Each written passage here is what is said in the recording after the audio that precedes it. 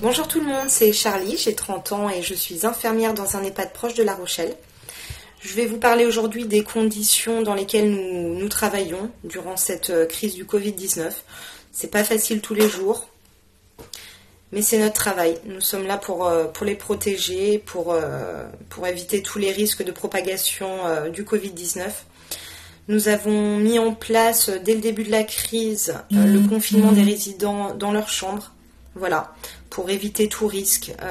Voilà, c'était une mesure qui n'était pas à prendre à la légère, mais on a fait le bon choix. Nous n'avons aucun cas à ce jour, que ce soit dans le personnel ou dans les résidents.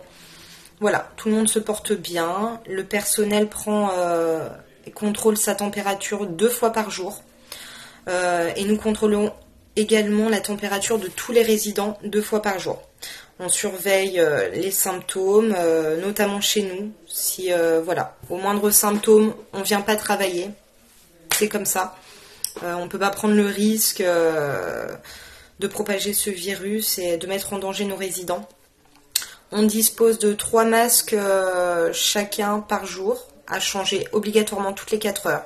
Donc que ce soit le personnel soignant, la direction, la cuisine, les AVS, tout le monde a ces 3 masques, puisque nous travaillons en 12 heures avec 2 heures de pause.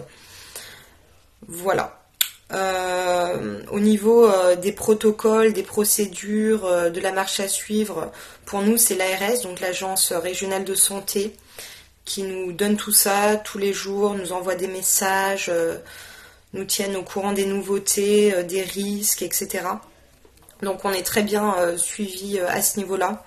Pour le matériel, pour le moment, donc nous, comme je vous ai dit, nous avons des masques. Ce sont des masques chirurgicaux. On préférerait avoir des masques FFP2, mais malheureusement, les EHPAD ne sont pas prioritaires. Donc pour le moment, ce n'est pas d'actualité. C'est l'hôpital de La Rochelle qui nous fournit. Nous avons également des gants, des surblouses. Voilà, si besoin.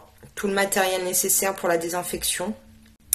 Que ce soit la désinfection du matériel, des chariots de soins, des rambardes, des portes, les poignées de porte, enfin tout y passe tous les jours.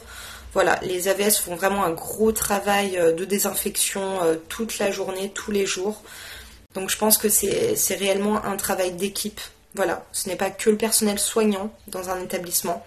Voilà, il y a là aussi le personnel de la cuisine qui prend aussi de grosses mesures d'hygiène, les AVS qui désinfectent toute la journée. Voilà, c'est vraiment un gros travail. C'est assez stressant, on est pas mal sous pression pour justement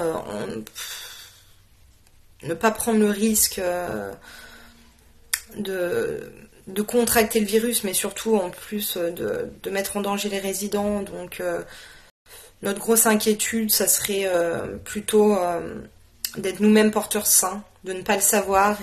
Et là, ça serait l'hécatombe au sein de l'EHPAD. Ce sont des résidents, des personnes fragiles, multipathologiques. Ça serait vraiment dramatique s'il y avait un seul cas dans l'EHPAD. On le voit d'ailleurs dans les autres EHPAD en France. Il suffit d'un cas et c'est catastrophique. Les résidents sont très tristes, voilà.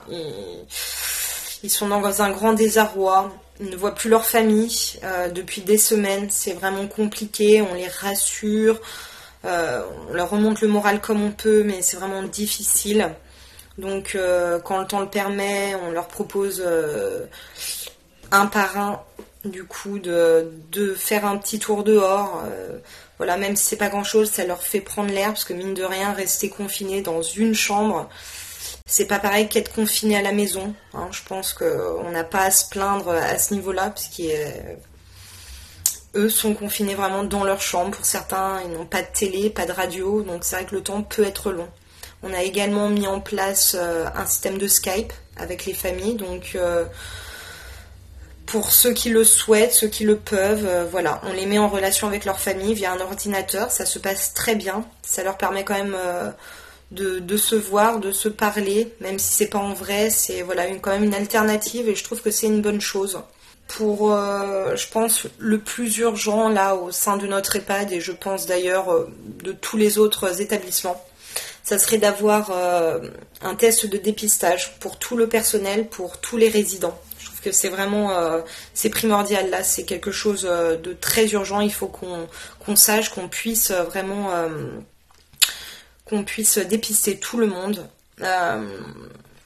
Voilà, ne prendre aucun risque, savoir si on a déjà été en contact, si on a été porteur sain, enfin voilà, si on peut avoir les tests à disposition, que les labos se déplacent et dépistent tout le monde une bonne fois pour toutes.